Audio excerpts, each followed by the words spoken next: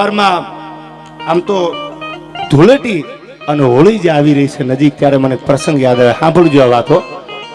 આ હોળીની વાત છે એટલે મને ધૂળેટીની વાત એટલે યાદ આવી. ખાનદાની માણસના રૂવાડે રૂવાડે આવે, એના ટ્યુશન ન હોય, એ કે વેચાતી લેવાની ન હોય. એક ગામડા ગામનો ગામધણી, અને પોતે ગામનો ગામધણી હતો, અને બાજુના ગામમાં ગઢવી સાહેબ એક ચારણનું ખોરડું છે, અને બરાબર આવી ઉતાણી, અને ઉતાણીનો બીજો દી ધૂળેટી.